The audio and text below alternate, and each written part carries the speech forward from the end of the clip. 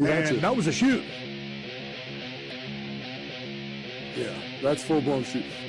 Since you want to shoot, cowboy! And now, the Real Shoot Wrestling Podcast.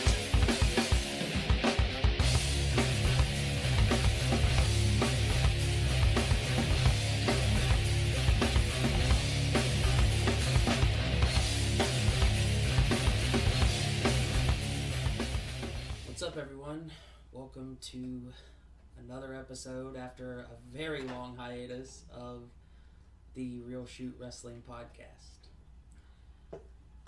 I have with me today Tim, Heel, and hey, what's up? Logan Thorne.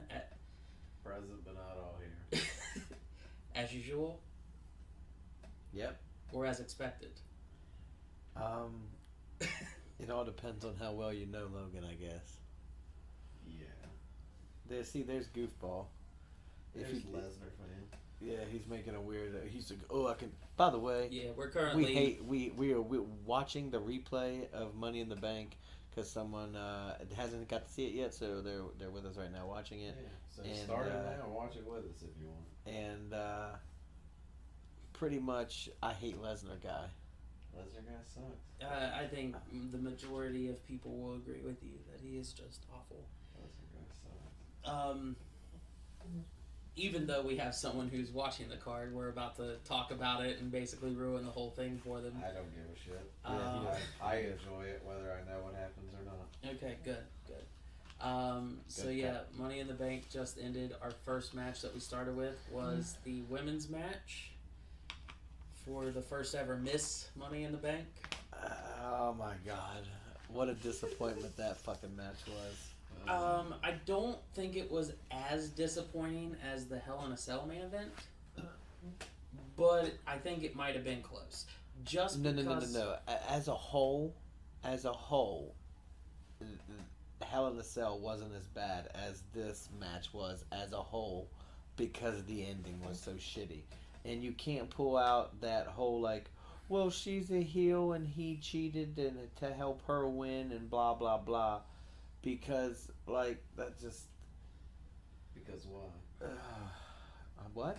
So because why? You gotta finish that thought. I was going to, Go but ahead. well, now I'm fucked. You had nothing. I've said it already twice tonight. And save for the third thought. It demeaned the whole match. There's times where it's not like oh you don't like it because she's heel and it's just you don't just get to use that excuse of oh well she's a heel so she gets to do this totally absolutely ridiculously stupid thing. Wait, why is Tamina back? Tamina's been back. Oh, I don't watch this shit on the weekly. But you just don't get to throw that comment out there and get away with it like, oh, she's heel, so she gets to do this stupid thing. Like it's still dumb, you know? Yeah. Like, basically, as I said, there were a couple missed spots, but you're gonna have some chaos in a ladder match, so I'll give them a few things. But the ending, I don't give a shit about spots in clusterfucks like this. They had Ellsworth dump Becky off of the ladder, which was a bad spot of a cell. That was one of the bad spots I'm talking about. And then he proceeded to climb up the ladder, pull off the briefcase, and then drop it down to Carmella. They rang the bell, but then they had 3 referees deliberating on what the finish was, if this counts or not. And Ellsworth just took a mic and declared that she was the winner, and that's how it ended. I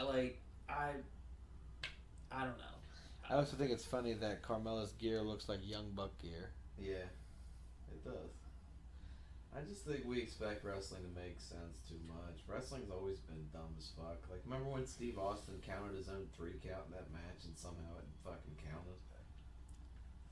That was dumb, and if we were doing this back then, we'd be like, oh my god, I can't fucking believe. Yeah. And it's always been that way. Why do we expect it to be different now? I think the reason that I expected this to be different was because this was supposed to be a history-making match. So to have it be such a dumbass finish, like, did I expect him to get involved? Yes. Did I expect that spot to happen? Yes, but did I expect him to grab it and drop it down? No, I expected someone to stop him. And even if she did win, she won it on her own. Whoever won it pulled it down on their own. Also, and when it comes to wrestling, like, we understand what it is, but it's not like anybody's ever went, oh, remember that awesome storyline where there was that goofy fucking shit going on all the time? No, it's like, you remember that storyline between fucking Savage and Steamboat and Flair and Rhodes and you know, and Superstar Billy Graham? Like I understand the goofiness, and it has its place in wrestling. Totally. Like you've said before, it's dudes in underwear wrestling. So I understand that concept, but put it where it's supposed to be placed. Don't just place it anywhere and just go, oh well, it happens. It's wrestling. Like you've got to be able to like give the people that laugh, but also give them something that like that they can take seriously and they think is serious. You know what I mean? Yeah. So like by them doing this joke thing with Ellsworth to end that match was just absolutely ridiculous. Like, it's just it hasn't stopped, and it won't stop, and it hasn't stopped to where they still have that whole like, well, let's do this shock value thing, like when it's not needed. Yeah. Do you know what I mean? Yeah. Like like to end the match like that, it wasn't needed. Like you could have gave people an actual winner and then gave them something of a story to where people want to actually get invested in the story, not just be mad tonight because Ellsworth got involved and threw it down to Carmella, and no one's ever done that before, so they don't know how to call it. I don't know. There's times where, like Logan said, we look at it too much, and then there's times where it's just like, well, to me right now, this moment, it's a little ridiculous. Yeah, well, I mean, that's what I was saying. Like, for the cause of the match, it being the first one ever, I feel like there should be a clean win. Yeah, it should have totally done something for somebody. Yes. Either it, like, rejuvenate fucking Becky's career, or, Natty's, or piss everybody off with Tamina. Yeah. Well, like Carmella winning it would piss enough people off in general. You didn't need Ellsworth to pull it off. Like, Ellsworth could have helped her win, but not literally take the fucking thing off the hook and throw it down to her. That was a little ridiculous. Yeah. Like, I completely agree with that. It's, I don't know, the spirit of competition, so to speak, I feel has been like gone from the WWE in most of their cases, like in the last maybe almost close to a year. Like, you get some feuds like in NXT and stuff that do really well. You've got like the upcoming Joe and Lesnar match that I feel like, even if it is, being maybe overhyped, I hope it's not, that it's going to be a fight. Like, you feel like that, rather than you get, like, you don't expect an ending with Joe and Lesnar like an ending of this match. Yeah. Like, Heyman's not going to come in and be able to pull Joe or pull Lesnar over onto Joe or something. Yeah, like I thought that that whole setup was really cool, the way they did that on Raw. Yeah, but regardless, so that's the first match. From there, we went into the tag match with the Usos and the New Day, which I thought was entertaining. Maybe minus the main, for the purpose of what it is and some of the spots, match of the night. Like, they really worked. Oh yeah, totally. I was all about that match. It actually kept my attention. Besides the yawn that just happened, totally kept my attention. I was until like the whole ending thing. Yeah. The match. Well, so I thought this initially at first too, like until the whole ending, but you don't see that as often anymore, and so I was okay with it. Basically, after this great match, right when the New Day's about to win, was it Jay that was down or Jimmy? They're twins. It doesn't matter. one of the Usos pulled just pulled his brother out. and they just walked off. They walked off, grabbed their belts from the announce table, and just walked through the crowd to a 10 count for a DQ. And after a good match like that, it felt a little sour, but Only because Don't for you dare be sour.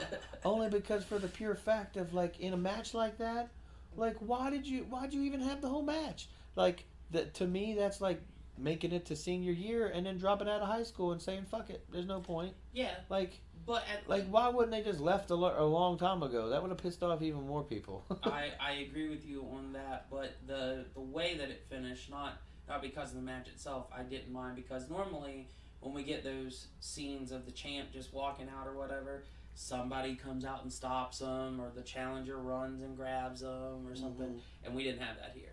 And we're probably going to get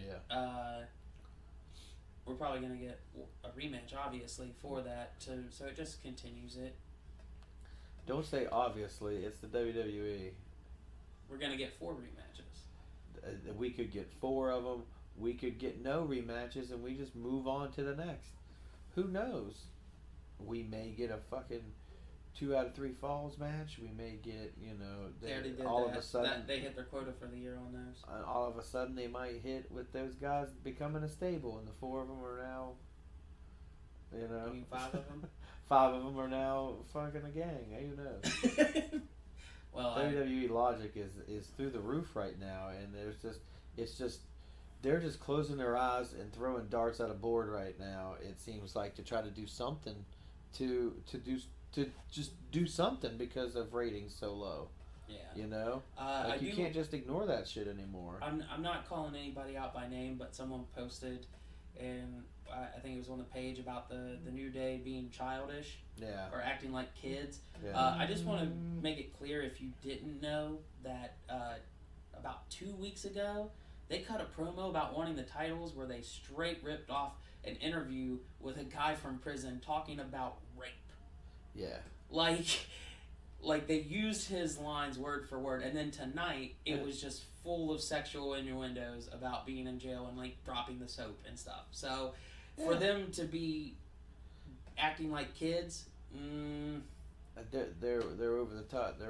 We're kind of ridiculous, because he even said, what was the comment? He said we're even gonna have peanut butter and jelly, and they're only gonna be for sandwiches. Yeah. Like he's talking about tossing salad. What do you think about that, Logan? As I said, I don't know if Logan's falling asleep. I don't know if Logan's falling asleep or he's so intrigued by this match that he didn't hear that. Definitely not the second one. Okay, so after that, we had the Match 3. We had was that the women's title match? Dude, I don't know. I think, yeah. Dude, oh fuck, I don't know. I think, man, this pay-per-view is just poppycock. yeah, Poppycock. Looking great, apparently. Yeah. I'm gonna double check, but I'm pretty sure it was the women's The history title they match. could have made, they fucked up. The cool shit they could have done. Like, they honestly, for me, the only thing I feel like they did right in this fucking thing was give Corbin Money in the Bank. Because, honestly, for Corbin... later in our running down the card. Well, they're going to fucking listen anyway. Corbin, like... Because that's literally the only thing we should talk about. It's the only thing worth a damn talking about. You don't want to talk about how Lana's first match went over? I don't want to talk about how bad Lana's first match was. I don't want to... They're changing that gear. They're They changing have, that gear. Yeah. That gear was not PG. That gear wasn't. I saw her ham clam like 3 times. Oh my god. What do you want me to say? Not anything. You don't want me to talk about the fucking malfunction of her outfit and the fact that they're probably going to change it, or at least use a good bit more duct tape. Yeah, something. 'Cause yeah. But I mean, she wasn't too bad in the ring from what I saw. I was putting my kids to bed, so I was kind of off and on. It was kind of rough. I'll give her the benefit of the doubt for like her first singles match on like TV. I mean, yeah, like they did give her a pretty big spot right off the bat. But the whole highlight of that was Carmella and Ellsworth came down with the referee in the middle of the match, leading to at first thinking she's going to be in it in triple threat. Then she just hangs by ringside, and then Naomi retains, and then she just decides, nah, not right now, and walks away. Well, So, it made sense. uh, I mean, I thought that did. Like, she was going to cash in. She's like, wait a minute, match ain't over yet. Let's watch. You know? yeah. If you know they're going to tease that now after the whole Rollins thing, she should do it frequently. Oh my god, Nene was not that strong right there. And instead of like See that? Yeah. instead of like people wondering if this is the time, make them think that every time is going to be the time. Is the time. Like do something to show that off. If you hear something squeaking, It's my chair. It's pretty fucking sweet, guys. You guys can buy it. You guys can buy it from rswchair.com. oh my god! If All you right. guys want your own squeaky chair. Just give it its own website. Oh. I want to see if that's been used. We're gonna look right now. Okay, so Nope, nothing. Nothing. we We're buying it now. we Buy get the domain. Domain, the RSW squeaky chair. so we get the end of the women's title match, and then we get Fashion Vice. It's no longer Fashion Files. It's Fashion Vice, Miami Vice themed Fashion Files, where they're being called out to the ring by whoever it is that attacked Tyler Breeze. Well, they were in St. Louis, so it makes total sense for them to be Vice. I'm making a joke that doesn't make any sense at all. I don't fucking understand it either. Like, what? I just saw it tonight, and I was for a second I thought it was cool, and I'm just like, they're not just going and changing it out of nowhere and not saying anything. And I was like, you know, WWE wouldn't do anything like that. And then I thought about it, and I was like, wait a minute, that's exactly what WWE does. Mm-hmm. So I feel like they were just like, wait a minute, this name is the name of something else, so they're just like changing it. Yeah. You know, I don't know, but I still Still enjoyed funny. it. Yeah. still fun. It The Arn Anderson in the back, Dusty Rhodes in the P.S. back, Hayes. P.S. Hayes. He had the phone that said property of Paulie. Yeah, they said Holy shit, Baron Von Raschke was there? Yeah, Oh, I love that. I thought he was having seizures. I love that. He's the man. They had $1 Million Man on there and said he got hit with fraud. They said what was it? What did they call the blue cage? What was it? All blue steel. Oh, like yeah. from Blue steel. Oh, yeah, from Zoolander. yeah. Yeah. And then they even said something about what was it? The stadium. Oh yeah, I don't remember exactly. But yeah, we had that. That was okay. And then they It used led to a match against them with the Ascension. later in the night, and holy fuck, that was useless. Yeah, it did nothing for anybody. Just gave the crowd a yay moment. It gave him a breather before Money in the Bank. Money in the Bank. But right before the WWE title match, which was next after the women's, we had the debut of Mike and Maria Kanellis. Is it Maria and Mike or Mike? No, and Maria? I'm pretty sure it was Mike and Maria. Yeah. Mike and Maria Kanellis. I think you've made this statement before. What the fuck was that? Yeah, that's what I'm telling you. That was one of the missed spots. She was supposed to spear her through the ropes, and that didn't happen. Like, they just bounced off of them awkwardly. Jesus, sorry about that. It stopped my train of thought. But you said this a couple of times. Nakamura, Finn Balor, Kevin Owens, Seth Rollins. Sami Zayn. I could keep fucking going. And they Samoa Joe. put fucking Mike Bennett directly on TV and premiere him at a pay-per-view. Like, I'm cool with him, but what the fuck? I haven't saw a lot of his Ring of Honor work, but the Miracle thing, I absolutely did not get into, did not appreciate, did not like his work. I understood the character he was supposed to be, but it just didn't work for me. I like his work. I've never not liked him. but like what he did in TNA just didn't click with me personally, and I don't think, honestly, with a lot of people. But what's cool is we don't know what this is yet. Yeah. I mean, depending on how you take things, some people might be mad. What the fuck? What is this? What are we supposed to? Who knows? Well, I take it as cool. I'm excited to kind of see where it goes. We had talked a little bit earlier. It'd be cool for me if they started off as Mike was her manager. Yeah. And the reason That- why the Canellis. he took Her he name. took her name. The commentators even mentioned that. Yeah. And then they could play off of that later. But yeah, like what was it about him that they said, you know what? He doesn't need NXT. He knows what he's doing. Right here, dude. Right here's the ending. Yeah, I don't know, but that remains to be seen. I'm interested to hear their theme because I swear it sounds like the drummer from Atreyu doing the lead vocals. I mean, it did sound something like that. It was something like clean, but it was that rough to where the only way they could have made this ending cool is if she would have kissed Ellsworth.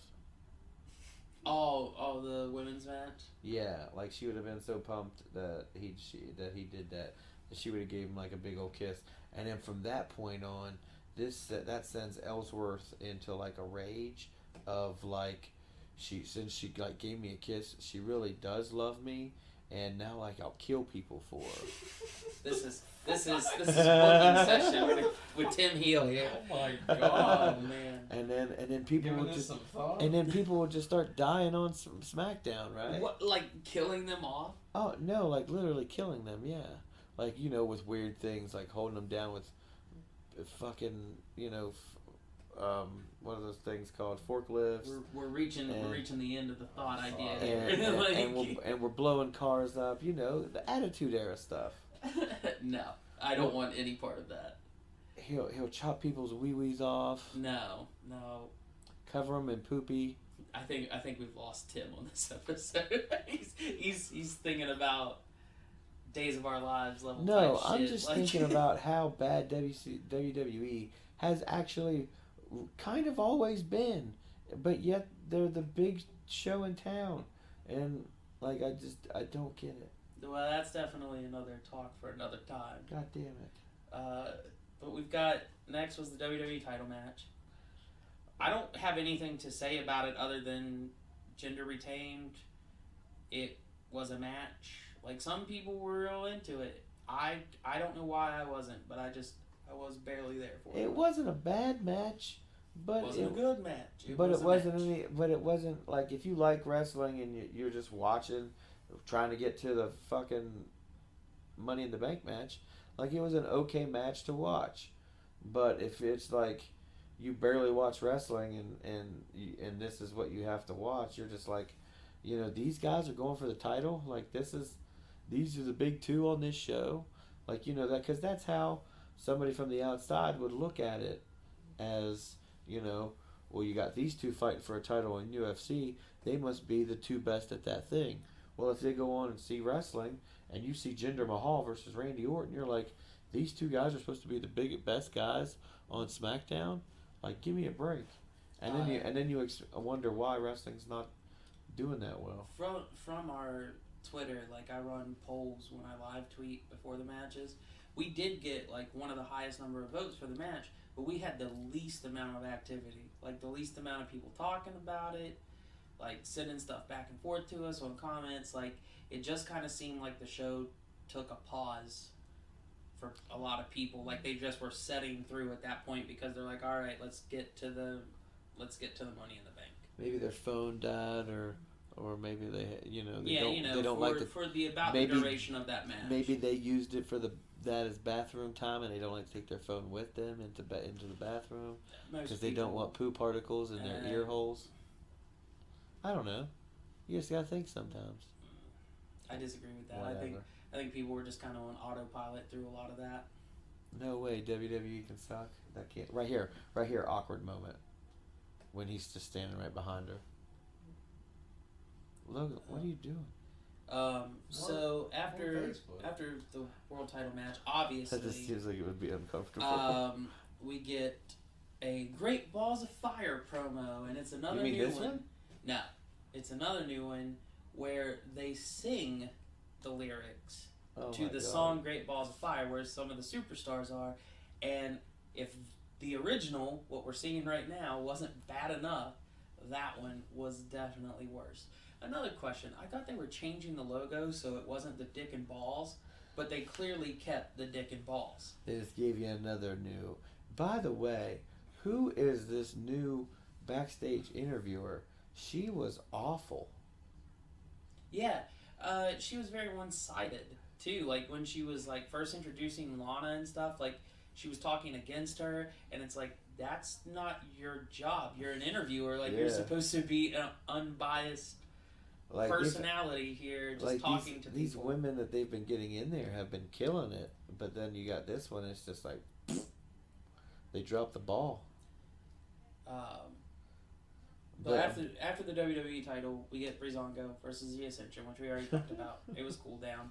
And that's after the WWE Championship match. That's kind of weird, too, for a build on the card. They always throw that weird match in between to give you a second, use the bathroom, go get a drink, something, before they have to set you in for the main event. But anyways, we get to the main event. I thought it was a pretty good match. Like, I didn't have any real gripes against it. There's some logic things, but that always happens in WWE. Baron Corbin ends up tossing off AJ and Shinsuke. He tossed off AJ? Yeah, off of the ladder. God. Ew, God. And you, I guess you're feeling the New Day still tonight, huh? Mm-hmm. Tossing off is a way of saying jacking off in England, by the way. Uh-huh. Over here tossing off. Yeah. But anyway. Good to know. Yeah. Baron Corbin won. I'm not mad at that. I think it's the best move, honestly. I've been predicting that since January. You have. I have called that since before the Rumble. I think you called that before we stopped recording. Yeah. The I've been calling that for over 6 months. Like, I just knew that that's how you're going to do it. If he's not going to win the IC belt or the Rumble, he's winning Money in the Bank. It just makes sense, and the other feuds that can go on from that Money in the Bank match is cool, and it just makes sense to have him. Now, right here is that weird part where he talks about the peanut butter and jelly, and that's for sandwiches, nothing else. But and the drop the soap reference. Yeah, so weird. Anyways, all in all, it was a good match. Corbin won. Everybody was very impressive.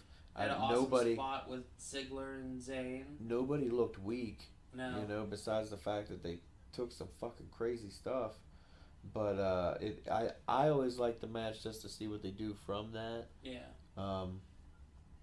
I do like the subtle teases of AJ and Nakamura, where we had them, in the ring winning that tag match, but staring each other down kind of a few weeks ago, and then tonight they found each other on the opposite end of a ladder, so they got off the ladder, moved the ladder to the side, and just had a quick little spar back and forth.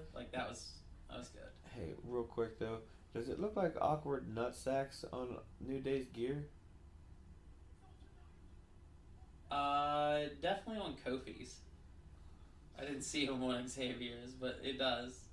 It looks like he's got awkward nut sacks, ball sacks drawn all over it.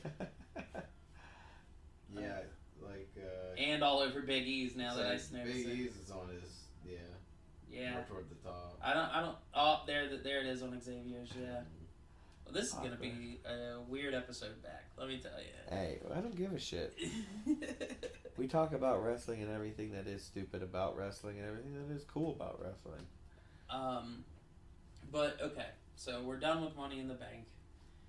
We're done with it. Now we're on the talking smack. No. No. No, but it was cool to watch Jinder and Corbin go face to face on Talking Smack. Yeah. You know, them to kind of do the whole like, yo, guess what? Like it was almost it almost looked to the extent that you could turn Corbin face off of Jinder heel. Like honestly, I kind of thought it'd be the other way around. you're gonna turn Jinder face against a heel Corbin. Corbin's not that good. I mean, it's easy to push the other way around. Anybody, they could put Ellsworth in that spot, and he'll get a big pop because he'd be going against Jinder Mahal, and there's the certain fan demographic that's like, yeah, America, you know. So even though they're even trying to kill that themselves now a little bit because it's unneeded. Well, yeah, it's unneeded, but I mean, it still exists. I mean, Logan, do you want to go into politics? No. Okay, good. I'm glad for that. Wait a minute. Look at the action here from these guys' ties to little things in their pockets. Oh, that's cute. Good job, It's guys. like Mario and Luigi. They fixed that shit off together. Oh, yeah. Jesus, Shez Sardar needs an NXT contract. I was thinking he looked like Ray William Johnson. Jesus, fucking handsome fellow.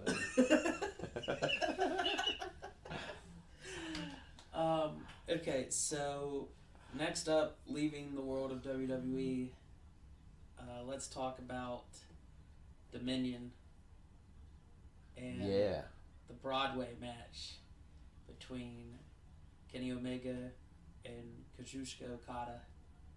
Okada Kenny 2, or Okada Omega 2. Yeah, whatever you want to call it. Man, there was some... The greatest wrestling matches of 2017. That's what we should just call it. Well, there is some like really mad people about the result of that match. So stayed up, of course, watching it. When it first happened, I was like, no, like it can't end this way. Like you can't do this.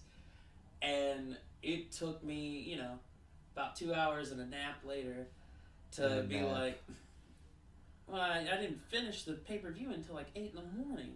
I just thought it was funny. So I wake back up at like 10:30, 11. I'm thinking about it. I'm like, no, this feud has done more for New Japan than anything they've done in quite a while. Mm-hmm. And so like the first one got people subscribing, thinking, if they're following the story online or in groups or on Twitter or whatever, this is Kenny's moment. And then it's not. Now we get the summer one. This is Kenny's moment.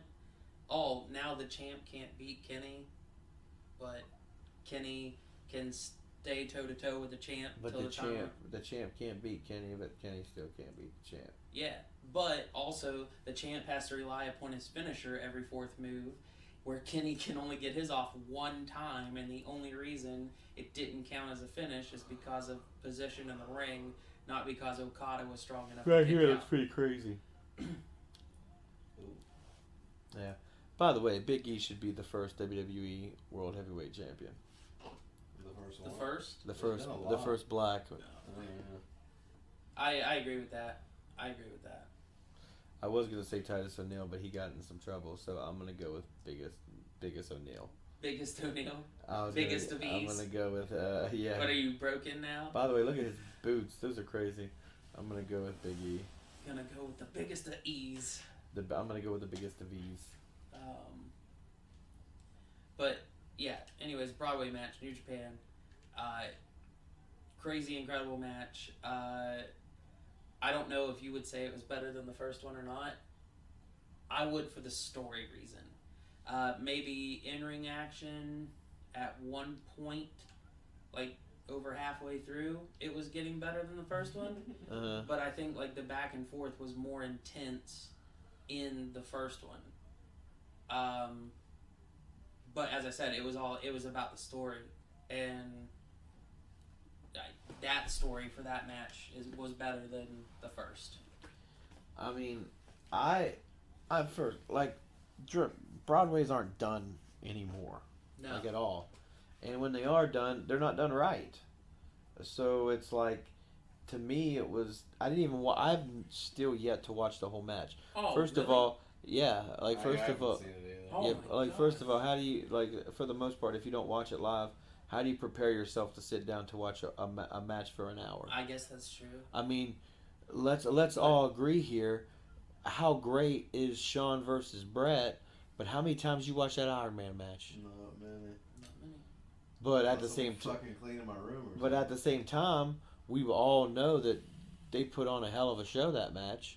You know, so I since I didn't watch the show live, it's still kind of hard for me to go. You know, all right, well, I'm gonna sit down now and watch this one match for an hour. Well, You know? when it comes to like when you said that they're not done right, I think this one was. I think this one with No, just with the clips that I saw, and the ending sequence, you know, you can tell that this one was done right, and it made sense to do it too at this point in time. yeah every the little first thing one- that they did The first one, was for something else. they put so much story behind the first one that you felt the story was done there, but nope, he loses, but he doesn't hit his finish.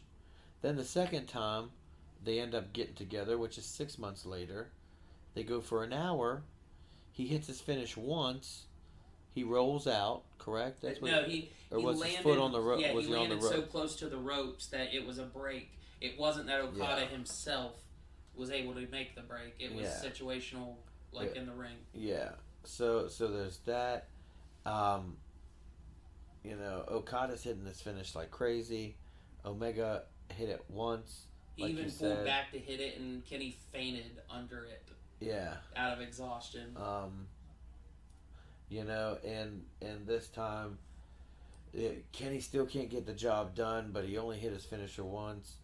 But at the same time, Okada didn't win, you know, so it went to a draw. So, you know, showing first time can't beat him, this time can't beat him, but didn't lose to him, you know. So it's building to that third one. Soon enough, that will happen, and who knows if it's going to be the third one is, well, Okada's still champion and Omega will win and finally have his day in the sun. No. How do you know that? And why would it be bad if it wasn't that way? Why would it be bad if it came in the third time, Omega's champion now, and because Okada lost to Cody or something, and then Omega and Cody have this story. Omega beats him, and then 3 goes in with Omega as champion, goes against Okada, and beats him as champion, proving I'm finally able to have the title and I'm finally able to beat you as champion.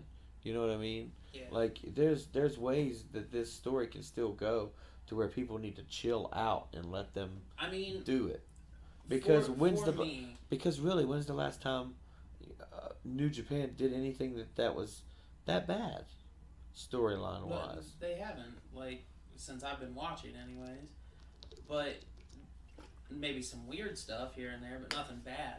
But you're gonna have that everywhere. Yeah.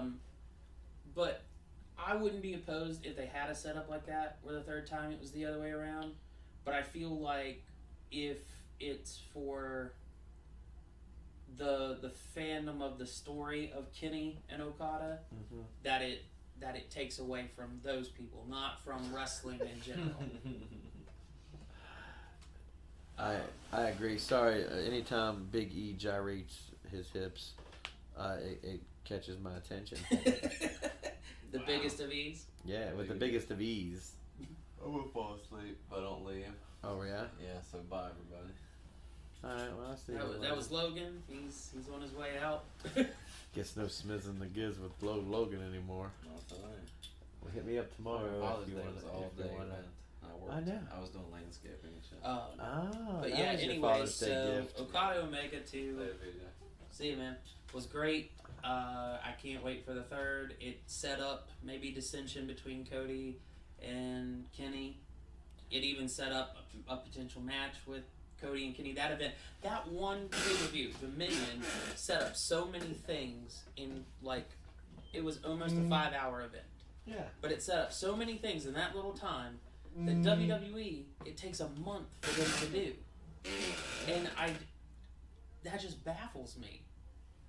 Like, you can let stories be told in the ring, and all these little factors, like, can make everything better, but WWE drags it out over a month. And I get maybe it's for TV and, you know, merchandising reasons and whatever. Like, you gotta make your business revenue. I get it. But, like, you can still do it more compactly and still have an emphasis on things.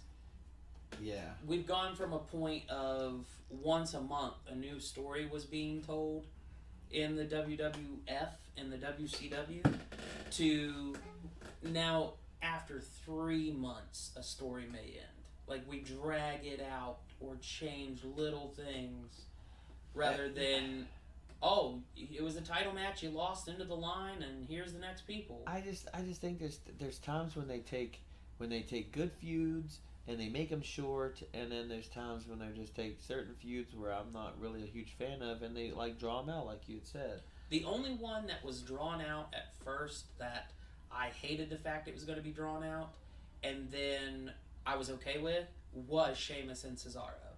By the end of that, I was okay with it. But a lot of the other ones are just done too much. Like, we get, like, the New Day and Usos right here. Yeah, do they deserve to have their feud go on until the next event? I think so. Or at least halfway through SmackDown based off how this match was. But should we have anything more with Breezango and the Ascension? No. Should we have anything more with Randy and Jinder? No. It should be done. Move on. It was done too long to begin with. Yeah. I feel like the Jinder Randy situation should have been one of those events where Randy lost it the night before, and then on that Tuesday SmackDown, he gets his rematch right then and loses, and we set up a new story. Yeah. I think they drug it out too long, but the whole like in your hometown kind of thing, I see that. Even though we know that nobody wins in their hometown unless you're Rich Swann, and that's just because they forgot where you lived apparently. Yeah, but yeah, back to Dominion. Fucking 6 times, baby. Young Bucks won them belts back. Oh yeah. Yeah. They're the Jordans. They're the Jordans. Yeah. You watched more of it than me. Was there anything that really caught your attention and just Naito losing the belt? That was surprising as hell to me. The way they did it was very interesting because it wasn't an expected way, like to have him have his knee banged up so bad that he like tapped or whatever. But it was a good match. I just wasn't expecting that. Yeah, I think it's time to get a new belt because geez, that thing, yeah, it's been beat to hell. That thing looked like Perfect got a hold of it on Saturday Night Live. Kushida winning against Saturday Night Main Event. Takahashi. Did he take the belt? He did. Wow. I gotta be honest with you. I felt like that was coming based upon like the story they're trying to tell with Kushida and like turning things around because he went from being at the top to like not. Yeah. And I get that push, but the crowd was even into Takahashi. Like at one point they were booing Kushida for like executing moves because they wanted Takahashi to keep that title.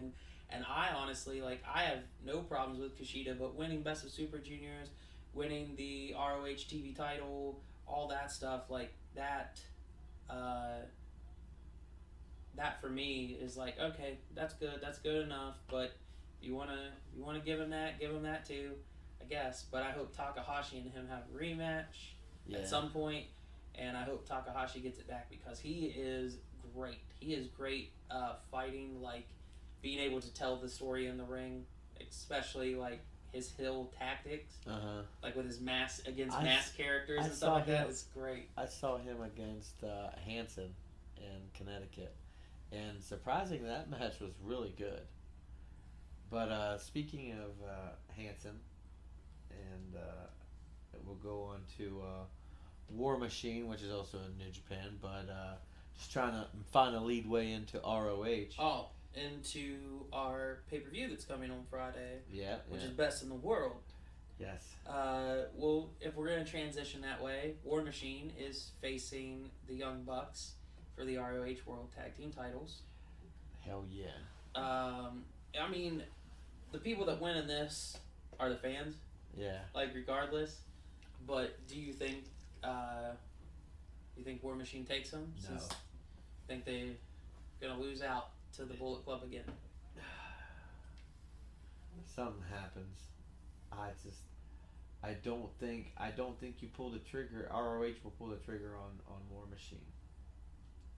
You think they're just gonna keep them at bay, huh? Yeah, I just what are the Bucks gonna do in ROH? What are they gonna do If they don't have the belts? They just Have won. them fight for the belts to come back? They just won. They're in the office in ROH. That's but why they just won the IWGP tag titles again, the junior heavyweight. So there's 6 times. So let them go do stuff in Japan for a little bit. Yeah, but they've already like supposedly signed that they're not like they've got stuff with ROH to do, kind of thing, from what I understand. So, they might have put the belt on them, but I don't see it being anything too. So do you think that they're in a situation where they have a team that they're gonna keep the titles on and not give them someone who could rightfully take those? Yeah. Yeah.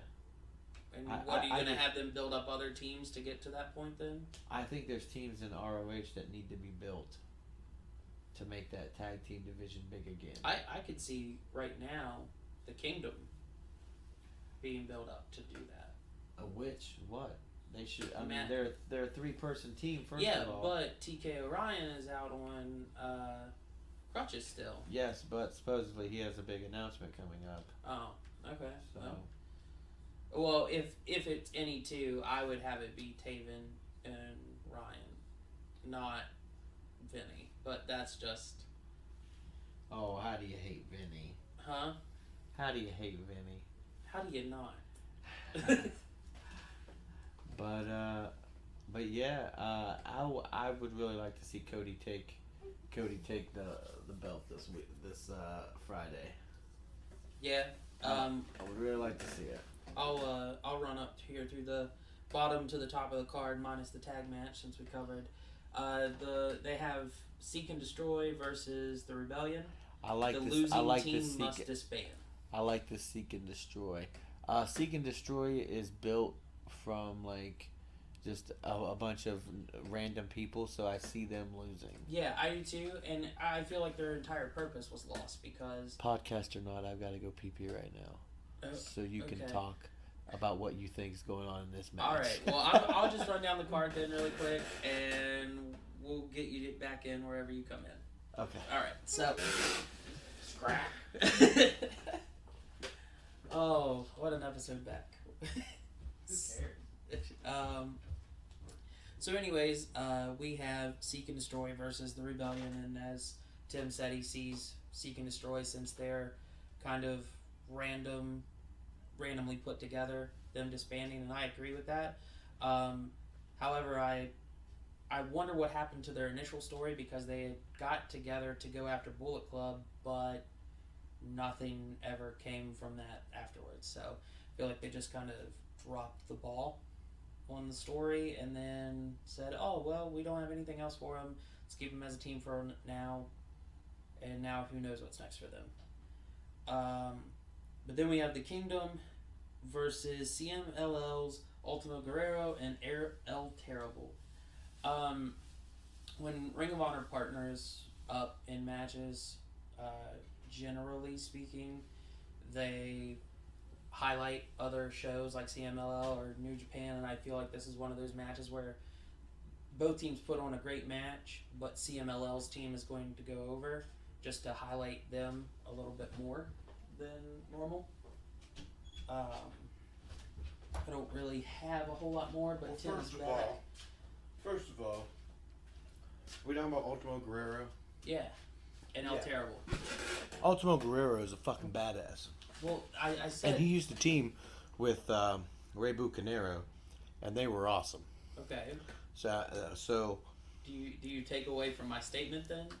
I don't take anything.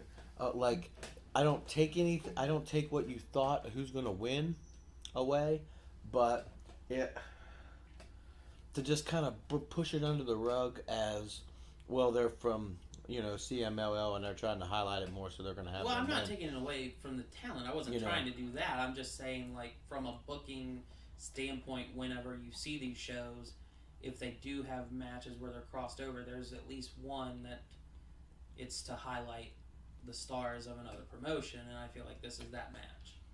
Okay. So it wasn't taken away from who they're facing. And by that statement, I do agree, because they should be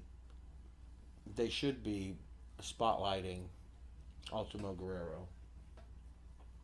The next match is one that I'm definitely looking forward to, and I think is going to be a really strong match. Mm-hmm. It's the strap match between Hangman Page and the heavy metal rebel, Frankie Kazarian. Jesus. I'll be honest. I thought that was the piss break match. Really? When I went to Mayhem. Not Mayhem. But War of the Wards. Yeah. Wards. Worlds. At Hammerstein. But and so did Logan that was with me. He went to go piss. I did not. I watched the match and was pleasantly surprised how good it actually was. Yeah. Oh, no, I enjoyed that match. That's why I said I'm really looking forward to this strap match between those two. Because this is definitely the end of that feud, one way or the other. Well, which is good, because it should be, and that's how you should do it. The crazy big match at the end should be the payoff. That's how it's supposed to be done. I mean, the whole like predictability thing, you like to have that, yeah. But there's certain things, there's certain guidelines that we just want done. Like, okay, the best way to look at it is there's a playbook of you're either going to run or you're going to pass. You're only going to do one of those two things. There's those two play. You got 50% chance of what you're going to do there. Yeah. So it's either a surprise 50% or a surprise 50%. It's not like you can do this. It's not like there's some type of new way that you can go and run the ball or throw the ball or have the ball into the end zone to score a touchdown. Like, you don't have to form some weird crazy storyline in wrestling anymore. Like, people will love it if the wrestling's good and if the stories are there, and all you have to do is tell basic stories, because guess what, soap operas are still a big thing. Yeah. And they're soap operas. It's been the same thing with a soap opera since its creation. Yep.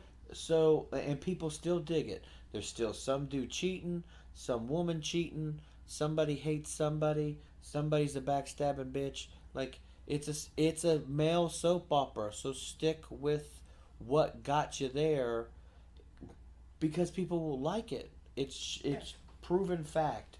Ratings, money, everything.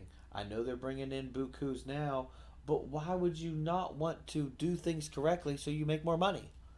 Like, people are like, oh, they're making fine money. Oh, yeah, but they're putting on a poop product.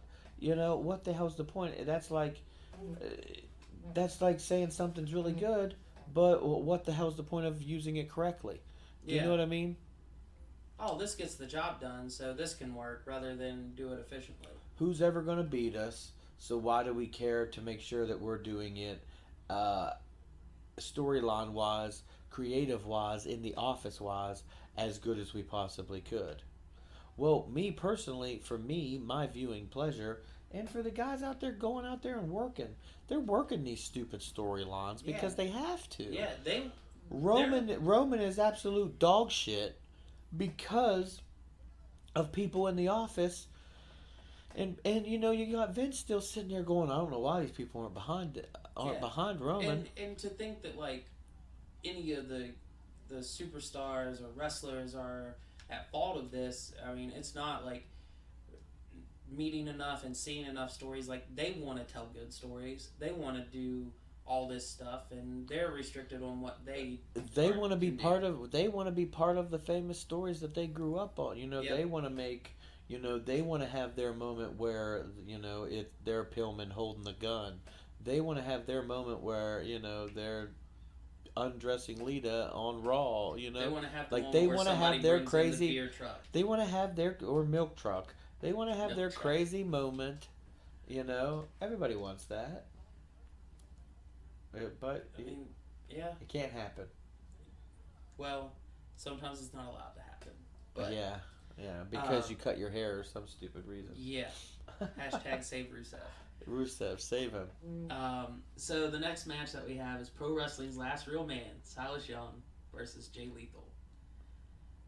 They've worked a couple times already, haven't they? They have, but they put on good matches. Like, I can't take anything away from them. So. Jay Lethal is one of those guys. I mean, Silas Young has totally like stepped up for me to notice him this year. I've really noticed him, but Jay Lethal, and for me, it's been this way since he was originally in ROH. But Jay just. And this is crazy, and I know I've said it before, and I know I'm going to get shit for it again, but I think Jay Lethal is better than AJ Styles and always has been, and should be in WWE, while AJ should be in New Japan. Ooh. I will say it. I mean, I'm going to be honest. To the end of time. I will say that I disagree with you. I'm not taking anything away from Jay, but I've always been an AJ Styles fan. I mean, I've not ever been against Jay either, even when he was like. I've not young, always been an AJ Styles fan though. I've always been an AJ fan, but I have with Jay in the sense of when I first saw him in TNA, he was young 20-year-old Jay Lethal who, you know, he was pretty much jobbing out, but he was putting on a good show, and it was like, wow, this guy can work, but he's got a lot, you know, he's got to learn. As time is going on, he's got to learn more and more, and that's when I first saw him. Is he's this young guy who's getting to know the business. Then the Black Machismo thing happened, and from that moment on, I was like, yeah, I'm definitely cool with Jay Lethal. Like,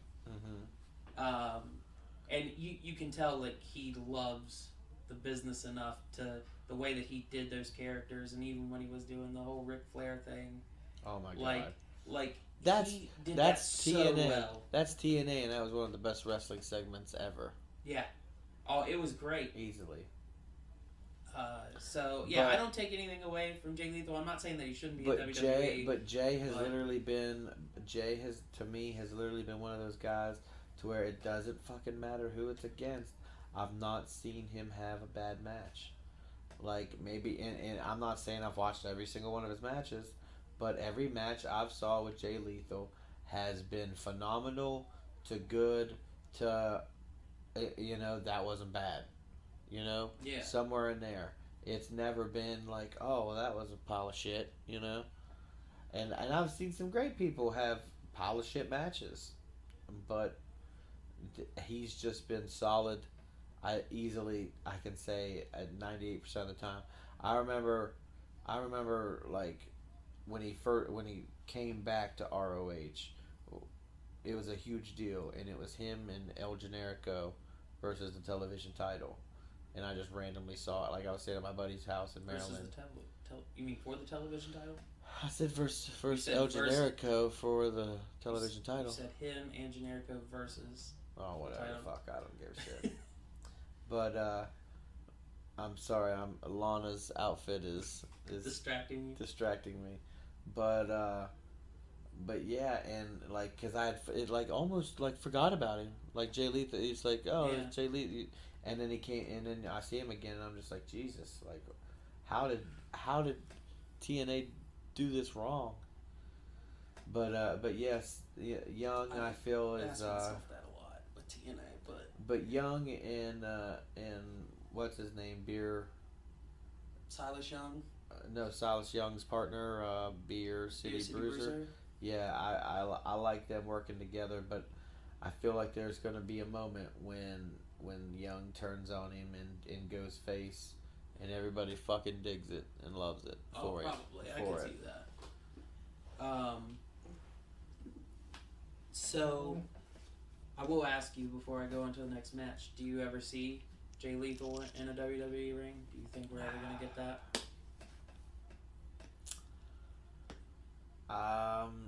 I don't know. I honestly don't. I don't know how we don't, but at the same time, I don't know if WWE cares enough to bring him in. Honestly. I mean, I agree with that.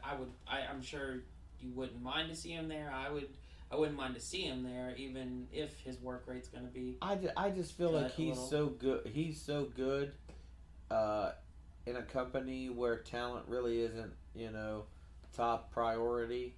That if he goes somewhere, he's just gonna get fucking Cedric Alexandered, Oh, yeah. kind of thing. Where like this, I'm sorry, but you got people like Cedric Alexander and Austin Aries, and that just shouldn't be in that cruiserweight division, just because of what they are, who they are, and what they've been. I understand the whole concept that when you come into WWE, that all of that shit goes to the side. But when you've got Finn Balor, Who's in the 195 pounds. when you in the fucking heavyweight division, how the fucking shit do you not have Austin Aries, Cedric Alexander in the IC title picture? Exactly. Well, or the U.S. I've always wanted Or- that. or, I've always you wanted know. that, like, this whole time. Like, how do you make it so that is divided by division? Because you can't. You really can't. And Yeah. like I was thinking, like, one of the things that they could have done is have Neville face Balor, Mr. Squeaky over there. My bad. I'm sorry. But to have Neville face Balor and win. Why? That totally ruins Balor, though. Have it be an amazing match. Like, have it be for whatever reason.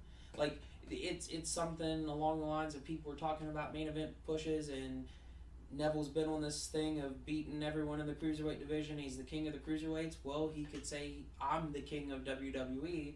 No one can beat me. It doesn't matter the division. You could even be in my division. You're going for a world title. That should be me. And have them have a match. Not guaranteeing Neville a title shot, but just for Neville proving his point that the division thing doesn't really hold up. That, yeah, they can be cruiserweights and go for that title, but they can be other places. I get that, but that would be defeating the whole purpose of the past 2 to 3 years of them trying to make an actual division. I For it agree. to be I agree on something. that too. But I mean, if 205 is like starting to flounder, like, how do you rejuvenate it? You show that these guys are just as able to do stuff on your main roster. Yeah. I feel to get them over, you got to put them in bigger situations for people to take them more seriously. Yep. Like, why the fuck? Like, they're there's there for a second they had 3 good big stories on 205. Yeah.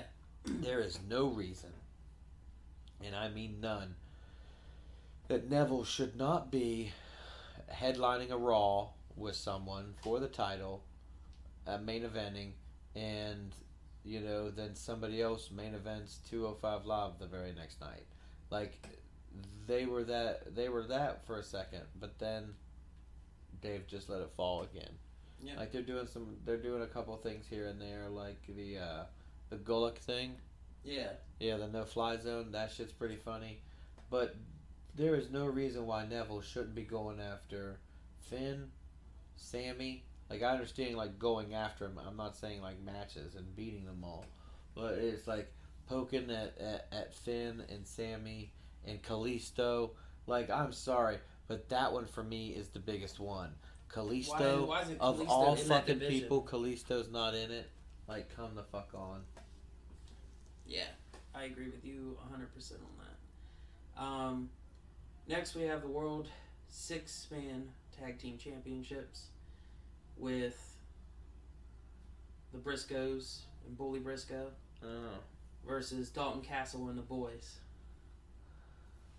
I think with news of the recent re-signing, we get Dalton and the Boys with the 6-man titles. I think it's time for them to put something on him anyways. And if they do it this way, it's not ideal with him as a single star, but it's enough to keep that 6-man division going, because honestly, after the whole Kingdom injury thing, it kind of, like, I'm not saying anything low about the Briscoes holding those belts, but it was a mixed match team that won them. Yeah. Like, it wasn't a true unit. 6-man team. Yeah. And so I feel like that takes away a little bit. I can't help it. I just, if it, like, keep that trio shit away from American wrestling because it makes 0 sense. But do you want, but, you know, you really want to fucking make, you know, the trios title for something? Give the women on wrestling, on WWE, the trios tag belts. You want to put the pretty women out there? Give them the trios. Give that division the trios tag belts. Yeah, but the problem instead is of just you tag got belts. some like rosters that only have 8 people. Yes, but in 4 months, how many people do you think is going to be on this roster? Out of all the people that signed from the Mae Young? when there's the signing from the Mae Youngs and the fucking depth they have in NXT. There is literally 4 to 6 women in NXT right now that you could just go, bloop, you're gone. Here you go, small Raw and SmackDown. Here's 3 and 3. Billie Kay, Peyton Royce, Asuka, Nikki Cross, Amber Moon, Ruby Riott. 6 of them, boom, right there. Could go. And that's not Kimberly, Sarah Bridges, their new signees, Sarah Logan. the new signees, the new Japanese girls coming in. You know, Candice LeRae. You know, like Nixon from you know, like they could very easily do it. You know, I'm not all about throwing in another title, but you know, it's only a matter of time before women get mad and go, "Oh, so women only have one title?" You know. I still think this is so weird. Also, those hearts look like the shape of a dick too, because the one on the end is bigger than the 2 in the middle. Yeah. We're still watching the Money in the Bank replay, and here's where Mike and Maria Kanellis come out, but it does, like when they're rampway, they've got the big heart for the balls, and then the 2 little hearts, and then the one at the end. Yeah, they're just full of phallic symbols in the WWE. This Balls month. and wieners, bro. Balls and wieners. But anyways, so we've already covered the World Tag Team Championship. We get the World Television Championship, which is Kushida defending in a rematch against the villain, Marty Scurll. I think with Kushida winning Best of Super Juniors and the IWGP Junior Heavyweight title, he will drop the TV title back to Marty. Yeah, I would hope. Yeah, I hope so too. Like, I feel like that, pull the whole surprise victory, Kushida beat him, and then he turns around and beats him back, establish his platform on Ring of Honor anyways. It also since you didn't have it also for Ring of Honor, when you have that person that's winning Super Juniors beat your champion, then villain goes over there, works in the tournament, doesn't win, and as champion, Kushida does, and is champion, and then after the tournament now, Marty comes back as a rematch and beats him after the tournament. It's like it helped him for the tournament set up. Marty losing isn't a big deal because he didn't lose as TV champion. And the person he lost the belt to was the winner of the tournament. Yeah. And now, Marty winning it back means I just beat the winner of the Super Junior tournament, which is a huge deal, and got my title back, kind of thing. Yeah. So it can grow. And then, of course, finally, we have the Ring of Honor World Championship between the almighty Christopher Daniels and the American Nightmare, Cody. Do you think that this is Cody's time? Do you think he finally gets it here? The reason that I'm skeptical has nothing to do with ROH. It has everything to do with New Japan. The fact that he is challenged Okada for the G1 special July 1st, like, are they really gonna tease Cody being both a Ring of Honor and a New Japan champion? I mean, they work together. It could. I mean, honestly, who knows? They could. I mean, it has the ability. It's also believable to me. I love Cody. I've loved Cody's work for I don't know how long now. I didn't mind him as Stardust. I cared less for him with Stardust, but I still cared. The boy can go out there and he can work a Memphis match. He can go out there and work and bust his ass. Like him as a champion is earned, deserved. If he gets either one of them, it's worth it. If he gets none, I guarantee they're going to be good matches, and people will look at him differently even more. As I said it, For the story, I think it would be cooler having him win IWGP. But I can honestly say that I would totally feel and see him winning the ROH more. for the, as I said it, of him being the one champ and Okada being the other, if Okada would go over, it would still be like a champion versus champion and give ROH some exposure on the New Japan show.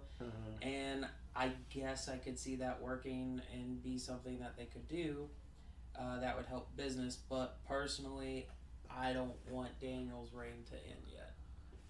That's just me being a Daniels fan for as long as I have been. Also not a Daniels fan and never really has been. He's just never really done it for me. I even cheered for him during his and AJ's feuds. Like, I liked both of them, but I wanted Daniels to get that one up. Like, I always felt that, like, Daniels, there was something about his gimmick and his character that, like, he was good, but he needed those wins over AJ to, like, be more solidified.